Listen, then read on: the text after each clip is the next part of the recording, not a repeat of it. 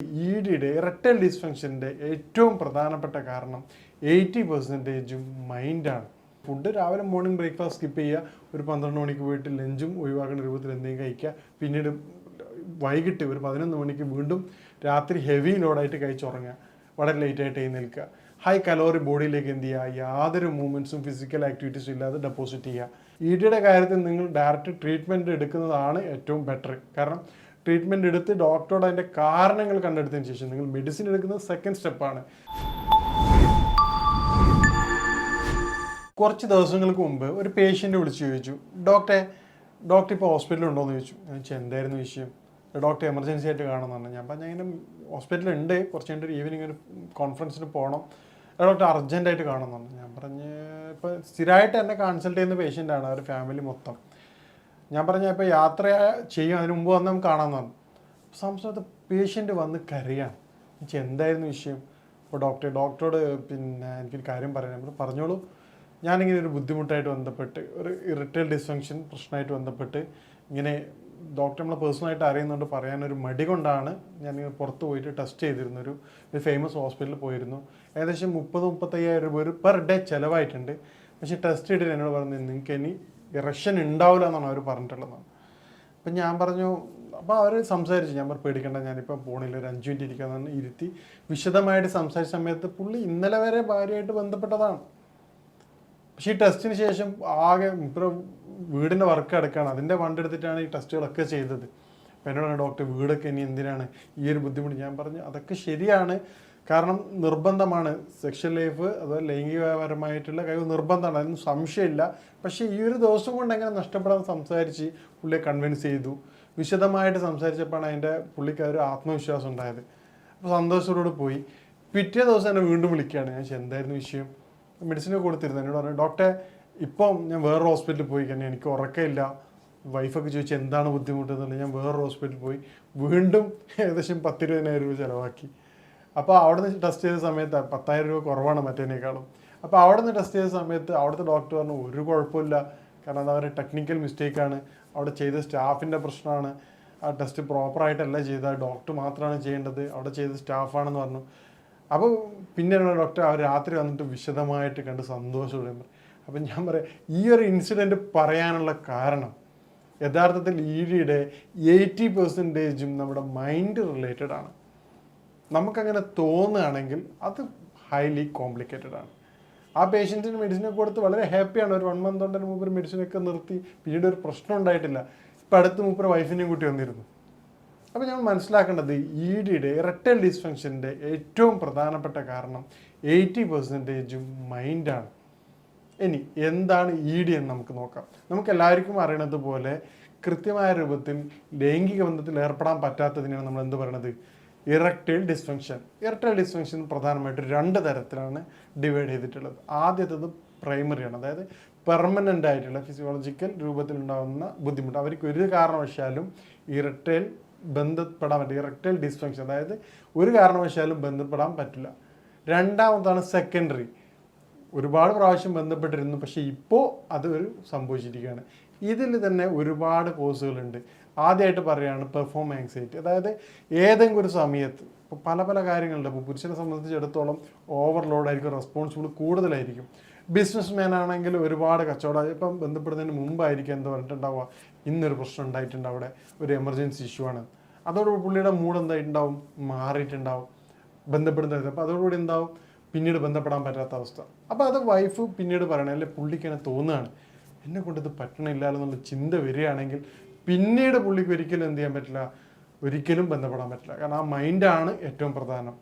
അപ്പം ഇഡി ആയിട്ട് ബന്ധപ്പെടുന്ന പേഷ്യൻ്റ് നമ്മൾ ചെയ്യാറുള്ളത് ആദ്യം വ്യക്തമായ കൗൺസിലിംഗ് ആണ് കൊടുക്കാറുള്ളത്. ചില പേഷ്യൻസൊക്കെ ചോദിക്കാറുണ്ട് ഡോക്ടറെ ഇതിൻ്റെ മെഡിസിൻസ് എങ്ങനെയാണ്, അതിൻ്റെ കോസ്റ്റ് എത്രയാണെന്നുള്ളത് ഓൺലൈൻ കൺസൾട്ടിങ് സമയത്ത് ചോദിക്കാറുണ്ട്. അപ്പോൾ അവരോടൊക്കെ നമ്മൾ ആദ്യം പറയാറുള്ളത് നിങ്ങൾ കൃത്യമായിട്ടുള്ള കൺസൾട്ടിങ് ആദ്യം എടുക്കുക. എന്നിട്ട് എന്താണ് ചില പേഷ്യൻസിനോട് 80% കേസുകൾക്ക് പോലും നമ്മൾ മെഡിസിൻസ് പറയാറില്ല. കാരണം എന്താ, ലൈഫ് സ്റ്റൈൽ ഡിസോർഡർ ആയിട്ട് വരുന്ന ഇഡിയാണ് ബാക്കിയുള്ള സൈക്കോളജിക്കതിന് ശേഷം വരുന്നത്.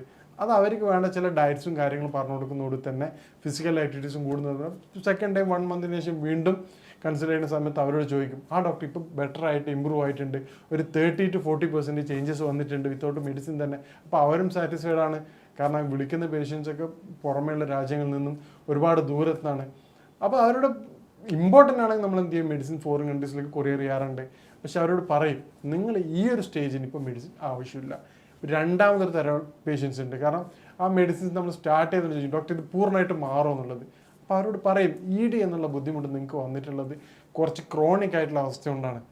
മെഡിസിൻ എന്ത് ചെയ്യേണ്ടി വരും, കഴിച്ച് ബ്ലഡ് സർക്കുലേഷൻ അതിൻ്റെ ബുദ്ധിമുട്ടും കാര്യങ്ങളും പൂർണ്ണമായിട്ട് മാറാതെ നമുക്ക് ED മാറ്റിയെടുക്കാൻ പറ്റില്ല. ഇനി EDയുടെ കാരണങ്ങൾ എന്തൊക്കെയാണെന്ന് നമുക്ക് നോക്കാം. ഇറക്ടൈൽ ഡിസ്ഫങ്ഷൻ്റെ ഏറ്റവും പ്രധാനപ്പെട്ട കാരണം ഇന്നത്തെ അവസ്ഥയിൽ പോസ്റ്റ് കോവിഡ് ED, അതായത് കോവിഡിന് ശേഷം ഇറക്ടൈൽ ഡിസ്ഫങ്ഷൻ വളരെ കോമൺ ആയിട്ട് കണ്ടുവരാറുണ്ട്. അത് ഒന്നാമത്തെ വില്ലനായിട്ട് ഞാൻ മനസ്സിലാക്കിയൊരു വിഷയം വാക്സിനേഷനാണ്.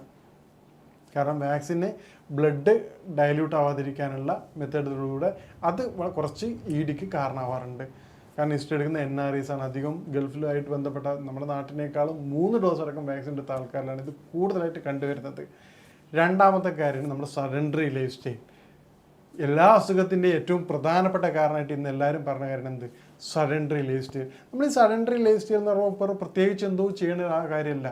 നമ്മുടെ പ്രോപ്പറായിട്ടുള്ള ലൈഫ് സ്റ്റൈലിൽ നിന്ന് മാറിക്കൊണ്ട് അതിന് ചേഞ്ചസ് വരുത്തുന്നതിനാണ് നമ്മൾ എന്ത് പറയുന്നത്, സഡൻഡറി ലൈഫ് സ്റ്റൈൽ വന്നത്.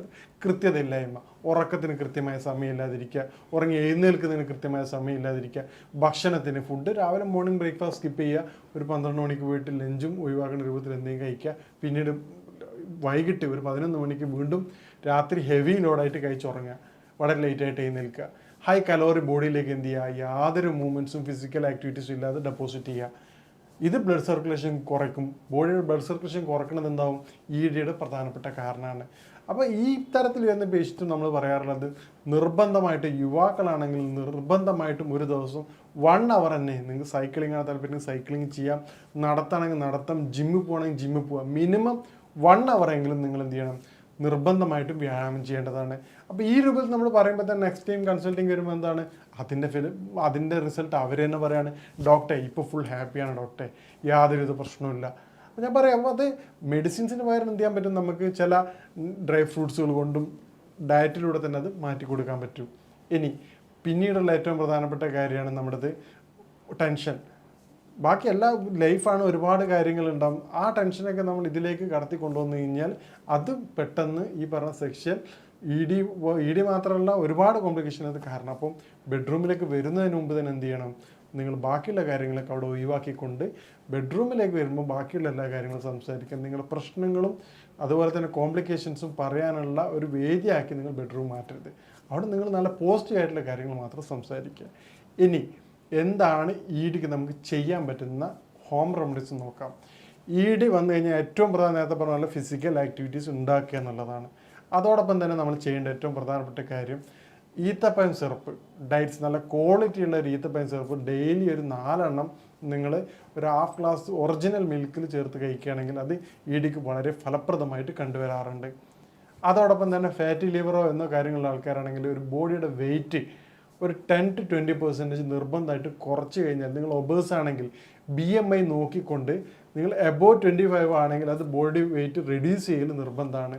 ഡയറ്റിൽ നിങ്ങൾ നിർബന്ധമായിട്ട് രാത്രി കാലങ്ങളിൽ ഒരു ഇൻ്റർമീഡിയറ്റ് ഫാസ്റ്റ്, ഇപ്പോൾ വളരെ വ്യാപകമായിട്ട് ഉപയോഗിച്ചുകൊണ്ടിരിക്കുന്ന രീതിയാണ് ഇൻ്റർമീഡിയറ്റ് ഫാസ്റ്റ് നിർബന്ധമായിട്ട് ഉപയോഗിക്കുക. കാരണം 6 മണിക്ക് ശേഷം ഫുഡ് കഴിക്കാത്ത രൂപത്തിൽ രാത്രി കഴിക്കണമെന്നുണ്ടെങ്കിൽ വല്ല സലാഡ് 0 കലോറിക് വാല്യുള്ള ഭക്ഷണം കഴിക്കുക. ഫിസിക്കൽ ആക്ടിവിറ്റീസ് ചെയ്യുക. ഫിസിക്കൽ ആക്ടിവിറ്റീസ് ചെയ്യാനിപ്പോൾ ഓഫീസ് അതുപോലെ ഫ്ലാറ്റൊക്കെ ഉള്ള ആൾക്കാരാണെങ്കിൽ, പോകാൻ പറ്റാത്ത വ്യക്തികളാണെങ്കിൽ ഇപ്പം വ്യാപകമായിക്കൊണ്ടുവന്ന HIIT, അതായത് ഷോർട്ട് ടൈം ആയിട്ട് ഒരു 10 മിനിറ്റ് കൊണ്ട് തന്നെ നമുക്ക് എന്ത് ചെയ്യാം, ഒരു ½ hour അല്ലെ 1 hour ചെയ്തതിൻ്റെ വർക്കൗട്ട് ചെയ്തതിൻ്റെ ബെനിഫിറ്റ് കിട്ടുന്ന രൂപത്തിലുള്ള ഹൈ ഇൻറ്റൻസീവ് ഇൻ്റർവെൽ ട്രെയിനിങ് ചെയ്യാം. യൂട്യൂബിലൊക്കെ നോക്കിക്കഴിഞ്ഞാൽ മനസ്സിലാവും. ചിലപ്പോൾ സ്റ്റെപ്പ് കയറലാവാം, ചിലപ്പോൾ ജമ്പിങ് ആവാം, വാക്കിംഗ് ആവാം. 1 മിനിറ്റിൽ ഹാഫ്, അതായത് 30 സെക്കൻഡ് എന്ത് ചെയ്യാം, സ്പീഡായിട്ട് ചെയ്യാം. അതോടൊപ്പം തന്നെ 30 സെക്കൻഡ് വളരെ സ്ലോ ആയിക്കൊണ്ട് റെസ്റ്റ് ചെയ്യേണ്ടി ചെയ്യുക. ഈ രൂപത്തിൽ ഒരു 5-6 പ്രാവശ്യം ചെയ്യുകയാണെങ്കിൽ നമ്മൾ നോർമൽ 1 hour ചെയ്യുന്നതിൻ്റെ ബെനിഫിറ്റ് നമുക്ക് ഇതിലൂടെ കിട്ടും. ഈ രൂപത്തിൽ നിങ്ങൾ കൺട്രോൾ ചെയ്യുകയാണെങ്കിൽ നിങ്ങൾക്ക് ED എന്നുള്ളത് വളരെ എളുപ്പം മാറ്റിയെടുക്കും. നേരത്തെ പറഞ്ഞതുപോലെ ഓരോ പേഷ്യൻറ്റും വ്യത്യസ്ത കാരണങ്ങൾ കൊണ്ടാണ് ED സംഭവിക്കാറുള്ളത്. ഇതോടൊപ്പം തന്നെ നിങ്ങൾക്ക് എന്ത് ചെയ്യാൻ പറ്റും, ആപ്പിൾ സിറ്റർ വിനെഗർ 2 ടീസ്പൂൺ രാവിലെ രാത്രിയും കഴിക്കാം. അതുപോലെ തന്നെ അശ്വഗന്ധ പൗഡർ 2 ടീസ്പൂൺ രാത്രി കഴിക്കുന്നതാണെങ്കിൽ ED ഫലങ്ങൾ കാണാറുണ്ട്. ഇതൊക്കെ ചെയ്തിട്ട് നിങ്ങൾക്ക് റിസൾട്ട് കിട്ടുന്നില്ല എങ്കിൽ നിങ്ങൾ നിർബന്ധമായിട്ടും ട്രീറ്റ്മെൻറ്റ് എടുക്കേണ്ടതാണ്. EDയുടെ കാര്യത്തിൽ നിങ്ങൾ ഡയറക്റ്റ് ട്രീറ്റ്മെൻറ്റ് എടുക്കുന്നതാണ് ഏറ്റവും ബെറ്റർ. കാരണം ട്രീറ്റ്മെൻറ്റ് എടുത്ത് ഡോക്ടറോട് അതിൻ്റെ കാരണങ്ങൾ കണ്ടെടുത്തതിന് ശേഷം നിങ്ങൾ മെഡിസിൻ എടുക്കുന്നത് സെക്കൻഡ് സ്റ്റെപ്പാണ്.